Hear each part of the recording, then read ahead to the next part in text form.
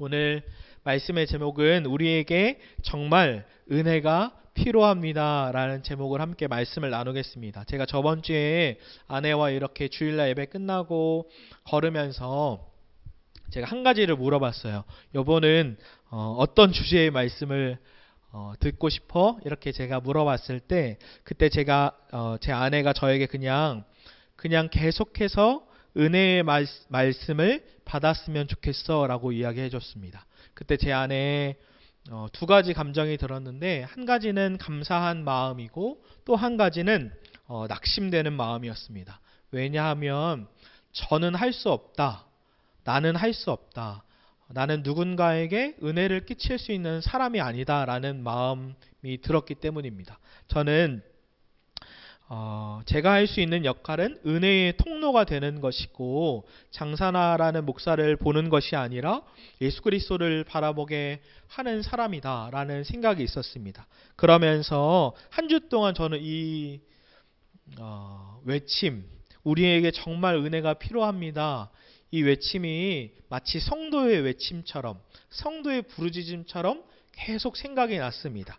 오늘 본문 말씀에도 이스라엘의 외침, 이스라엘의 부르짖음이 나옵니다. 오늘 본문에 사사기 2장 18절 하반절에 이렇게 나오는데, 그들이 대적에게 압박과 괴롭게 함을 받아 슬피 부르짖음으로 여호와께서 뜻을 돌이키셨음을 스미거늘, 여기서 슬피 부르짖었다라고 말합니다. 즉 이스라엘이 이방 나라의 심판과 공격으로 하나님께 슬피 부르짖은 겁니다. 사사기를 한 줄로 정리하면 이렇게 정리할 수 있는데, 그때에 이스라엘의 왕이 없으므로 자기의 소견에 옳은 대로 행했다라고 이야기합니다. 즉 왕이신 하나님을 밀쳐내고 자기 자신이 주인, 왕 노릇하고 자기의 소견에 옳은 대로 하고 자기의 욕망대로 행하는 겁니다. 사사기를 보면, 큰 그림의 표를 보면 이와 같습니다. 죄를 짓죠. 즉 우상을 숭배합니다. 우리가 이 동그라미 원을 많이 보았을 거예요. 죄를 짐으로 우상 숭배를 할 때에 하나님께서 이방 나라를 통해 이스라엘을 심판하십니다. 이 심판할 때 이스라엘이 너무나 고통스러워서 하나님께 부르짖죠. 하나님께 부르짖을 때에 하나님께서 사사를 보내셔서 그 이스라엘을 구원하십니다. 그 이스라엘을 구원할 때에 이스라엘 안에 무엇이 오냐면 다시 평화가 옵니다.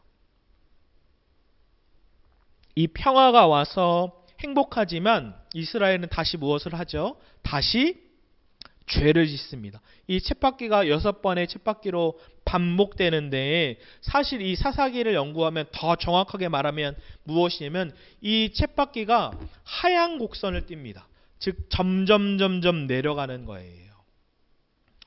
왜냐하면 사사기를 보면 무엇을 알 수 있냐면, 사사기의 끝을 보면 사사기 안에 마지막 사사가 삼손이죠. 이 삼손은 나시린에도 불구하고 성적으로 굉장히 문란하고 나시린으로서 거룩함을 하나도 지키지 못합니다. 무엇을 말하냐면 사사가 가면 갈수록 더 타락해요.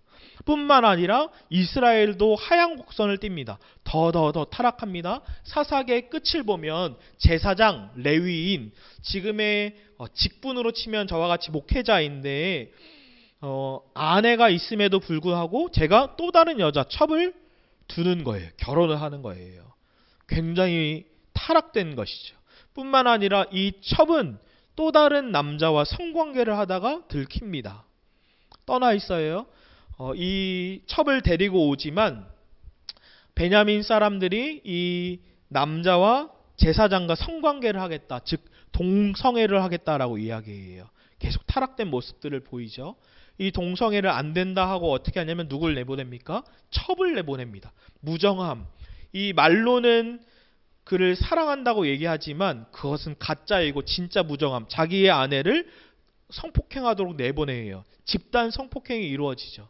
뿐만 아니라 이 레위인이 나중에 이 첩을 12토막 내는데, 개역개정에는 시체라고 표현되어 있지만 사실 히브리어 원문에는 시체라는 단어가 없어요. 학자들은 세 가지 경우를 들 수 있다고 얘기하는데 그 첩이 성폭행을 당하고 그 자리에서 죽을 수 있고 시체라는 원어는 없기 때문에 또는 나귀를 타고 가다가 죽을 수 있고 또는 이 아직 살아있는데 레위인이 12토막 자기의 아내를 12토막을 내요. 그때 죽을 수 있다라고 이야기해요. 사사기 저자는 의도적으로 그것을 열어놓은 거예요. 악랄함. 그러니까 이 사사기는 그냥 죄의 패턴만 있는 것이 아니라 하향 곡선을 띠고 점점 더 타락되는 겁니다. 저는 청년 시절에 이 사사기를 읽으면서는 어떠한 감정이 들었냐면 분노했어요. 너무 화가 났어요. 왜 화가 났냐면 이스라엘은 제가 이렇게 표현했어요. 정말 무식하다. 이렇게 끊임없이 심판을 받는데도 반복해서 죄를 짓고 또 짓고 또 죄를 짓는 모습이 저는 화가 났고 분노를 했습니다. 그런데 제가 어느 순간에 진정으로 복음을 깨닫고 제 죄가 보여질 때, 제가 아까 부흥이 일어날 때 첫 번째로는 죄가 깨달아진다라고 이야기를 드렸죠. 제가 죄가 보여질 때에 이 이스라엘의 모습, 하얀 곡선을 띠고 끊임없이 반복하는 죄를 짓는 모습은 저의 모습과 다르지 않았어요. 제 모습이구나. 그러면서 이것이 진짜 복음이구나라고 생각한 건 이스라엘이 하나님께 부르짖을 때마다 하나님께 사사를 보내셔서 구원해 주시는 것. 이것이 진짜 사랑이고 이것이 진짜 복음이며 하나님의 용납하심과 용서하심이구나. 끊임없이 은혜를 부어주시고 7번, 더 70번이라도 용서하시는 은혜. 저는 이 말씀을 묵상하면서 유기성 목사님이 하신 한 예화가 생각이 났어요. 한 목사님이 계시는데 강단에서 자신의 어렸을 때를 회상하면서 이야기를 하십니다. 어렸을 때 미국에 그 목사님이 사셨는데 한 번도 바다를 본 적이 없어요. 그러다가 LA에 가게 돼서 삼촌과 함께 어린 아이지만 난생 처음으로 바다를 봅니다. 이 바다를 볼 때 파도가 계속 밀려오는 걸 보면서 너무 신기해하고 황홀해해요. 멀리서 바라보기만 해도. 그때 삼촌이 장난을 쳐요. 야, 너 그거 알아? 1000년 전에도 이 파도는 계속 쳐왔다? 이 아이는 너무 어리기 때문에 너무 신기한 거예요. 말도 안 돼. 이러면서 계속 보고 있다가 또 삼촌이 장난쳐요. 너 그거 알아? 1000년 후에도 저 파도는 계속 친다? 이 친구가 너무 신기해하는 거예요. 멍 때리고 보다가 삼촌 저 바다 파도한테 가봐도 돼? 그럼 하고 양말을 벗고 신발을 벗고 파도 가까이로 가요. 바다에. 그때 모래가 잔뜩 묻어 있는데 파도가 확 오면 그 모래를 다 씻어주는 거예요. 다시 또 모래가 더러워지는데 또 파도가 오면 다시 그 발이 깨끗해지는 거예요. 그러면서 이 목사님이 이렇게 설교하세요. 여러분 아십니까? 하나님의 파도와 같은 사랑이 우리 더러운 죄를 이와 같이 깨끗하게 씻어줍니다. 또 죄를 짓고 와서 하나님 이제는 도저히 안 되겠죠. 저 너무 더러워서. 그때도 또 파도와 같은 사랑으로 저를 다시 씻어주시는 거예요. 이제 진짜 안 되겠죠. 너무 더러워서. 이거는 하나님이 용납하지 못하시겠죠. 그때도 어김없이 파도와 같은 사랑으로 저를 씻어주시는 거예요. 그때 저는 분노하지 않게 되고 이 이스라엘의 하얀 곡선의 죄악된 모습은 장사나의 모습이고 그럼에도 불구하고 하나님께 부르짖을 때마다 저를 씻어주시는 사랑이 진짜 용납이고 진짜 사랑이구나라고 생각이 들었습니다. 그렇다면 우리는 이 하나님이 마음껏 용서하기 때문에 마음껏 죄를 다시 지어도 됩니까? 아니지요. 제가 이것을 다시 끊임없이 이제 하나님 우리를 용서해 주니까 마음껏 죄를 지어도 돼. 그것은 타락주의라고 말씀드렸습니다. 잘못된 복음이에요. 저는 이 평화에서 죄로 가는 부분을 다시 이야기하고 싶은데 저희가 목요일마다 오전 10시에 큐티 모임을 줌으로 합니다. 그때 말씀을 묵상하면서 깊이 와닿은 구절이 있었어요. 누가복음 22장 3절입니다. 우리 같이 읽어볼까요? 시작. 열둘 중에 하나인 가룟신이라 부르는 유다에게 사탄이 들어가니. 아멘. 여기서 사탄이 유다에게 들어갔다. 즉 유다의 마음 속에 들어간 거예요. 유다의 마음을 흔들고 현혹한 거예요. 그때 유다는 사탄의 마음에 사로잡혀서 무엇을 봅니까? 돈을 보고 예수님을 팔아버립니다. 저는 이 말씀을 묵상하면서 제가 개척을 하고 끊임없이 영적인 오르막 내리막이 막 있는 거예요. 그때 제가 이 말씀을 묵상하면서 그것을 깨달았어요. 사탄 원수가 나의 마음, 나의 생각들을 끊임없이 들어와서 휘젓는구나. 그러면서 무슨 생각이 들었냐면 우리의 각자의 다 연약한 부분이 다를 수 있지만 사탄 원수는 우리의 약점, 어떤 사람은 돈에 대해서, 제가 묵상하면서 재정을 구제하기 싫어하고 즐겨하지 않고, 구제는 제가 하더라도 즐거운 마음이 없는 것을 보면서 내 안에 돈이 우상이 될 수 있구나. 아니, 돈이 우상이구나 라는 것을 깨닫고 주님 앞에 기도했는데, 누군가에게는 돈이 이렇게 약점이고 누군가에게는 약점, 끊임없이 음란한 부분에 넘어지고, 누군가에게는 사람을 판단하고 정죄하고 미워하는 마음이 계속 들고, 누군가에게는 세상을 너무 사랑해서 흠뻑 빠져 있고, 이 약점을 사탄 원수는 우리보다 잘 알고 있고 그것을 계속 공격하는 것이에요. 그렇다면 우리는 우리의 약점, 사탄 원수가 우리의 마음속에 들어와 휘젓고 다니는 그 약점을 먼저 인지하고 하나님 앞에 나아가서 하나님 이 연약함을 다루어 주십시오. 저는 회개할 때마다 했던 것이 무엇이었냐면 하나님 용서해 주십시오라고 기도하고 한 발짝 더 나아가서 하나님 저에게 이 약한 부분이 있는데 이 부분을 반드시 다루어 주십시오라고 했을 때 하나님께서 그 약한 부분을 반드시 다루어 줍니다.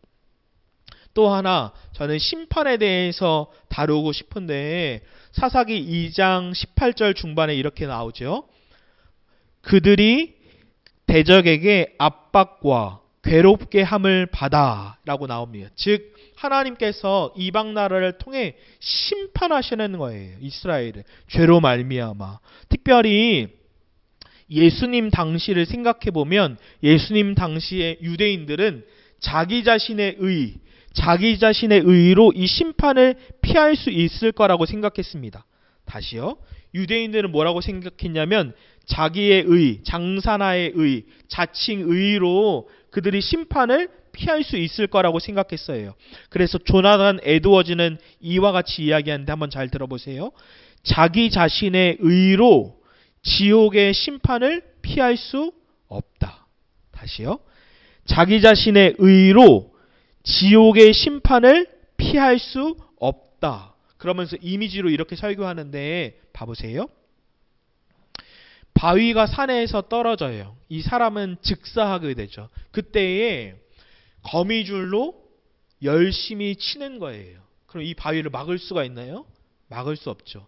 이 바위는 떨어지는 동시에 거미줄이 없는 것과 같이 그냥 통과해서 그를 심판할 겁니다. 여러분, 이 거미줄이 자기 자신의 의입니다.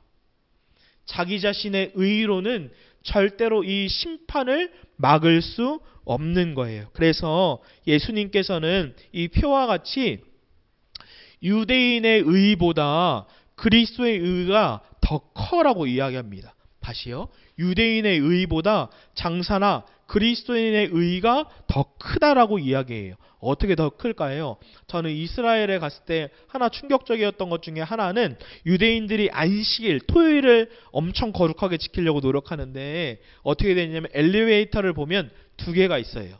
이방인들인 우리가 그냥 찍고 숙소에 들어가는 거예요. 유대인들은 안식일 날 10층이라고 하면 이 엘리베이터가 지 혼자 씁니다. 1층, 2층, 3층, 4층, 5층, 6층 다시 내려와요. 이게 왠 줄 아세요?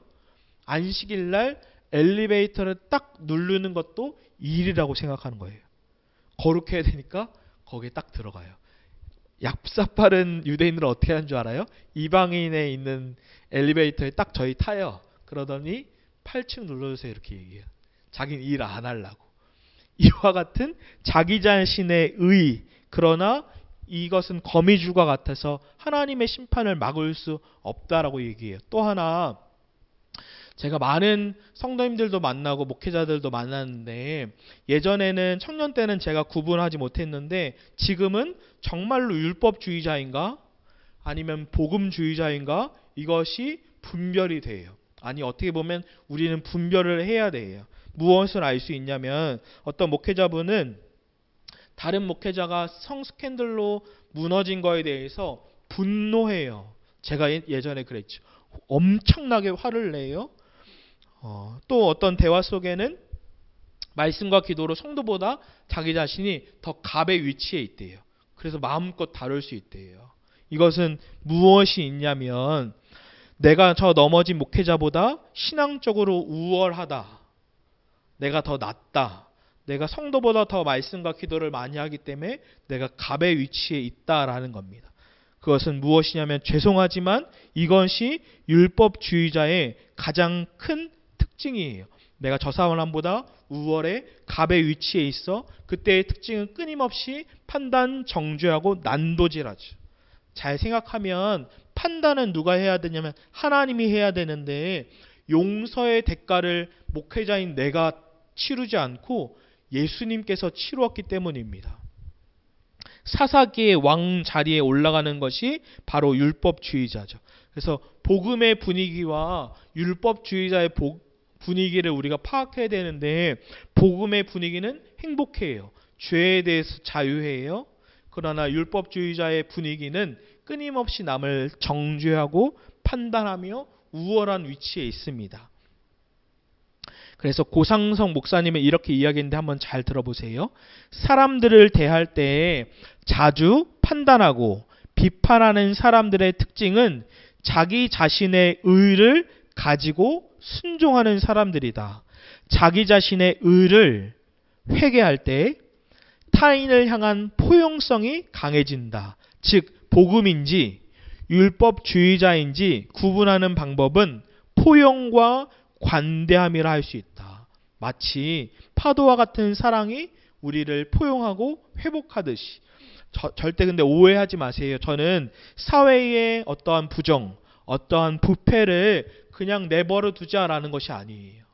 우리는 사랑 안에서 진리를 말할 줄 알아야 합니다. 그러나 이것은 다른 것인데, 사람의 인격, 어떠한 사람의 인격을 무시하고 정죄하고 판단하고 난도질하는 것, 그것은 그 안에 율법주의자, 자기 자신의 의가 있다라는 겁니다. 그러면 이 유대인의 의보다 장사나의 의가 더 클 수 있는 열쇠는 어디 있습니까? 그것은 관계에 있어요. 유대인들은 예수님과 아무 관계가 없습니다. 그러나 그리스도인은 예수님과의 관계가 있는 거예요. 이 관계 때문에 의로운 거예요. 예수님과의 연합이라고 이야기하죠. 본문 사사기 2장 18절에 보면 하반절에 이렇게 나와요. 상반절이네요. 그 사사가 사는 날 동안에는 여호와께서 그들을 대적의 손에서 구원하셨으니, 구원하셨다. 사사를 통해. 그런데 우리에게 진정한 사사가 오셨는데 바로 그분이 예수 그리스도예요. 바로 그분이 예수 그리스도예요. 저는 이 말씀을 묵상하면서 팀 켈러의 한 이야기, 실제로 있었던 이야기가 생각이 났는데, 팀 켈러 목사님이 리드머 교회를 섬기는데 한 자매가 쭈뼛쭈뼛 예배에 오는 거예요. 그러더니 새로운 자매구나 하는 다음 주 주일이 된 또 쭈뼛쭈뼛 오는 거예요. 그래서 이 팀 켈러 목사님이 그 자매와 대화를 하게 됐대요. 어떻게 우리 리디머 교회에 오게 되었습니까? 라고 얘기하는데, 이 자매가 자신의 스토리를 이야기해줘요. 무슨 일이 있었냐면, 자신이 엄청 큰 회사에 입사하게 됐는데 초창기에 회사에서 대형 사고를 친 겁니다. 이 자매가. 얼마만큼 큰 대형 사고였냐면, 이 자매가 당장 해고당할 만큼의 큰 대형 사고였어요. 그때 회사에 엄청 큰 피해를 입혔는데, 자신의 직속 상사가 자신의 그 직원을 잘못 가르쳤으니 그 실수, 그 피해, 그 책임은 자신이 다 지겠습니다라고 하고 실제로 그 피해를 자신이 가지고 와요. 대형 사고를 고스란히 그 손해를 가지고 온 거죠. 그리고 그 자매는 보호를 받게 됩니다. 즉 회사 속에서, 사회 속에서 구원을 받은 거죠. 그래서 우리가 보통 상식적으로 생각을 해보면 드라마나 이런 걸 봐도 회사 안에 말단 직원이 엄청난 획기적인 아이디어를 내요. 그러면 상사는 그 아이디어를 자기 것 마냥 가지고 갑니다. 왜 그렇습니까? 자신의 이익을 위해서. 반대로 직원이 어떠한 큰 회사에 손해를 끼치면 상사는 입을 딱 다물고 모른 척합니다. 왜냐하면 그 손해 피해를 입지 않기 위해서. 근데 이 상사는 정반대로 한 거예요. 그 직원이 큰 사고를 쳤을 때 그 피해와 손해를 고스란히 상사가 가지고 간 거죠. 그래서 이 자매가 상사에게 가서 계속 물어본 거예요. 왜 저를 대신해서 그러한 피해와 손해를 입었습니까? 계속 물어봤는데 이 상사가 이야기를 안 해줘요. 근데도 끈질기게 계속 물어봤어요. 그때 상사가 이렇게 얘기해요. 계속해서 물어보니까 제가 딱 한 번만 말씀드리겠습니다. 저는 크리스천입니다. 누군가가 날 대신해서 대가를 치르셨습니다. 그래서 저도 누군가를 위해 대가를 치른 것뿐입니다. 그리고 나서 이 상사가 다니는 리디머 교회에 오게 된 거예요. 저는 이 이야기가 생각이 났는데 상사가 그 직원을 대신해서 대가를 치름으로 그를 사회 속에서 구원한 것도 대단하지만 그와 비교할 수 없을 만큼 조나단 에드워즈가 이야기했던 그 바위의 심판이 내려올 때에 저는 죽을 수밖에 없지만 이미 죽을 몸이지만 저를 대신해서 그리고 우리를 대신해서 이 엄청난 바위의 심판을 대가를 치른 그리스도 그분은 비교할 수 없으실 만큼 크신 분이구나. 이 대가를 경험했기 때문에 이 파도와 같은 사랑을 경험했기 때문에 저도 그렇게 행한 것뿐입니다 라고 이야기한 거죠. 누군가는 이렇게 제게 물어볼 수 있어요. 하나님께서 꼭 이와 같이 바위로 심판을 하셔야만 합니까? 그냥 말로만 꼭 이렇게 예수님이 죽으시면서까지 우리를 구원하셔야 됩니까? 말로만 너희들 다 구원받았어 라고 하시면 안 됩니까? 저는 그런 질문을 실제로 받아봤는데 이렇게 반드시 되어야 합니다. 그 이유는 두 가지가 있는데 첫 번째로는 하나님께서 공의의 하나님이기 때문이에요. 하나님의 성품이죠.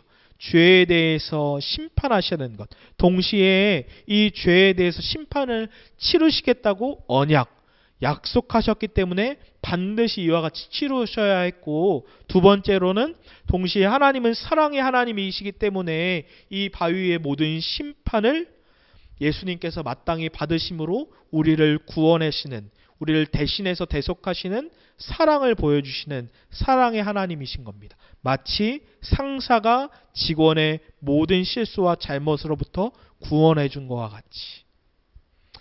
우리 마지막으로 본문 사사기 2장 18절 전체를 한 번만 더 읽어볼까요? 시작. 여호와께서 그들을 위하여 사사들을 세우실 때에는 그 사사와 함께 하셨고 그 사사가 사는 날 동안에는 여호와께서 그들을 대적의 손에서 구원하셨으니 이는 그들이 대적에게 압박과 괴롭게 함을 받아 슬피 부르짖음으로 여호와께서 뜻을 돌이키셨음이거늘. 아멘. 여기서 사사들이라는 단어는 히브리어 쇼페팀으로 복수입니다. 즉 12명의 사사들을 이야기하죠. 그러면서 그 사사와 함께 하셨다. 그 사사는 단수예요. 원어에서도. 즉 이거에 12명의 사사들이 있는데 각각의 한 명의 사사들과 하나님께서는 다 함께 하셨어요. 드보라와 함께 하셨고 기드온과 함께 하셨고 삼손과 함께 하셨고. 그래서 제가 참 사랑하는 멘토 에스라 성경신학대학원의 김덕준 교수님은 이 구절을 한 줄로 이렇게 정의했어요. 구원의 원천은 하나님께서 함께 하시는 데 있습니다. 구원의 원천은 하나님께서 함께 하시는 데 있습니다. 제가 서두에 말씀드린 사탄이 우리의 마음속에 들어와 파고들어서 휘젓고 다니는데, 끊임없이 죄에 넘어지는데, 그렇다면 우리가 더 열심히 노력해서 의지력으로 우리의 죄에서 구원할 수 있나요?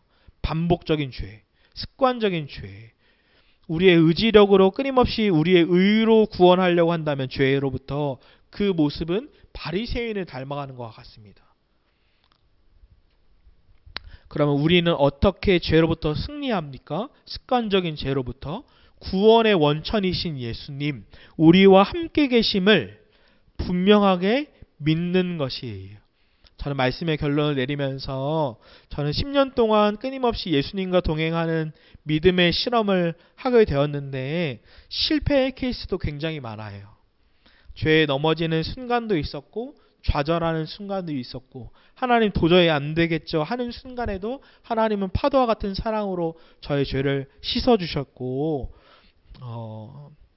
그럼에도 불구하고 목사님은 10년 동안 예수님과 동행하면서 무엇이 변했습니까?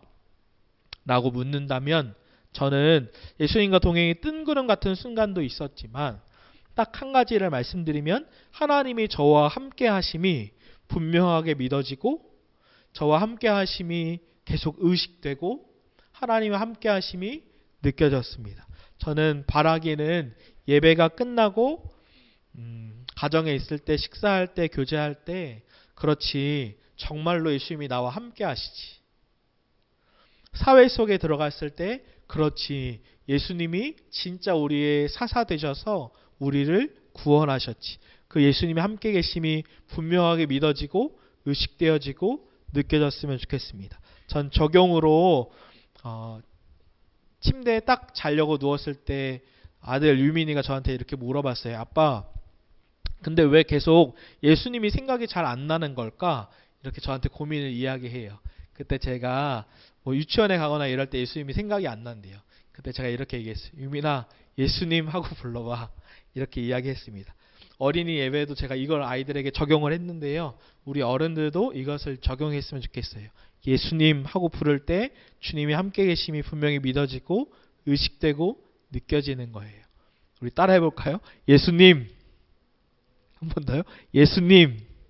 아멘. 한 주 동안 살아갈 때도 그 예수님을 불러보기 원합니다.